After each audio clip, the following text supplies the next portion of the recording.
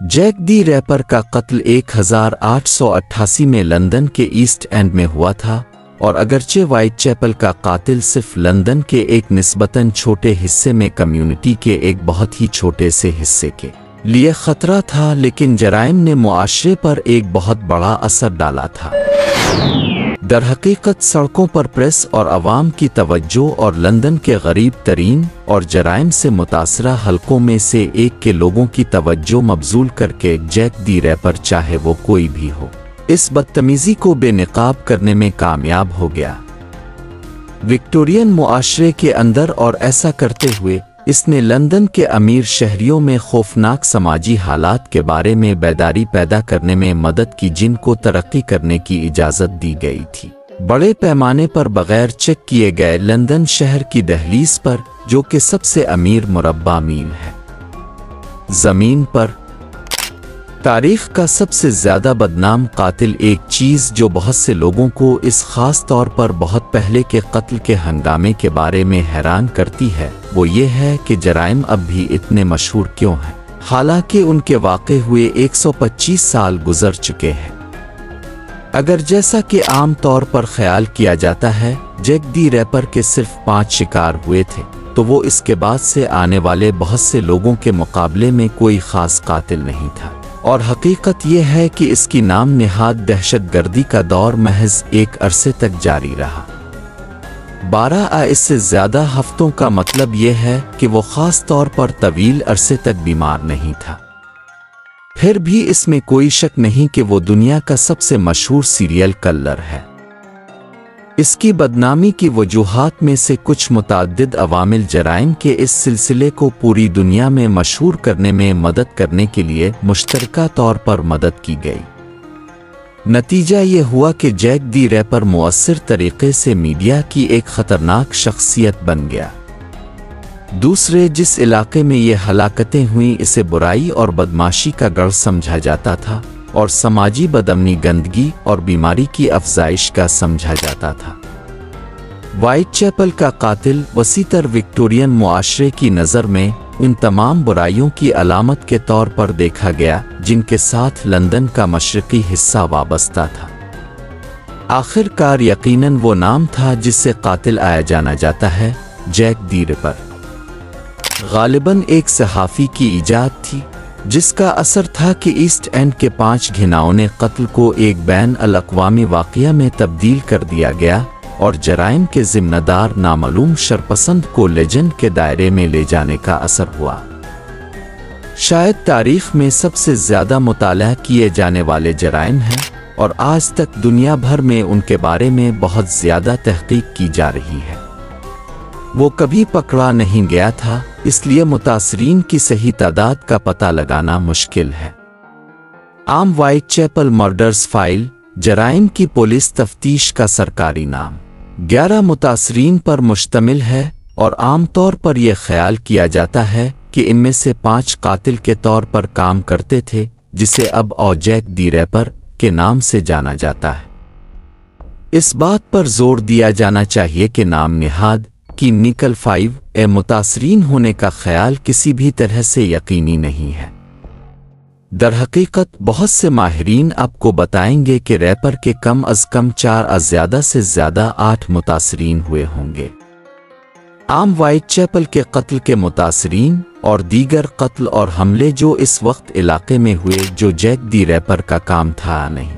Police Jack दी wrapper की तलाश में थी, एक बहुत बड़ी मुजरिमाना तफ्तीश का मरकज़ जिसने विक्टोरियन पुलिस को एक ऐसे अकेले कातिल के खिलाफ अपनी अक्ल का मुजाहरा करते हुए देखा जो 19वीं सदी के लंदन के सबसे ज़्यादा गुंजान आबाद और जराइम से निजात पाने वाले इलाके में अपने जराइम का इर्तिकाब कर रहा था। सवार क्वार्टर्स सरकारी रिपोर्ट्स के नतीजे में और सहाफ़ियों की जानिब से पुलिस की तफ्तीश में पेशरफ्त शायद ज़्यादा दुरुस्त तौर पर पेशरफ्त की कमी से बाखबर रहने की कोशिशों के नतीजे में हम इस काबिल हैं कि इस तफ्तीश को सामने आते देख सकें।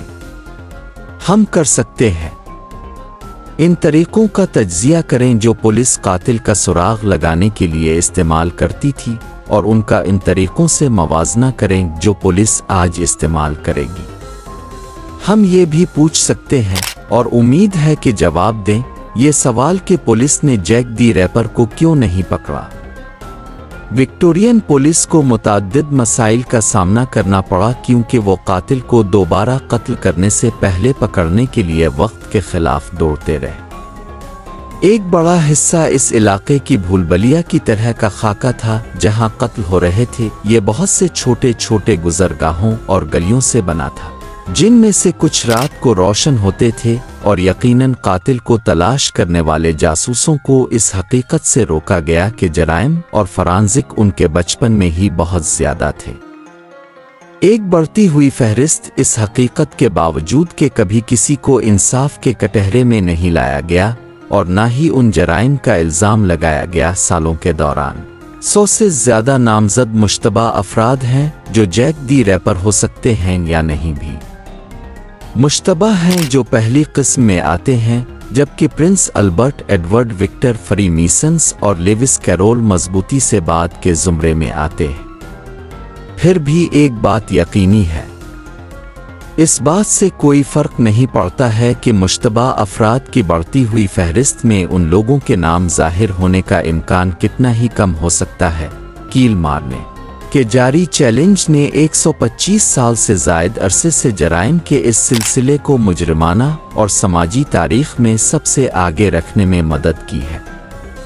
जैक दी रैपर्स लंदन का नक्शा व्हाइटचैपल मर्डर्स से वाबस्ता बहुत से मकामात के मकामात को जाहिर करता है।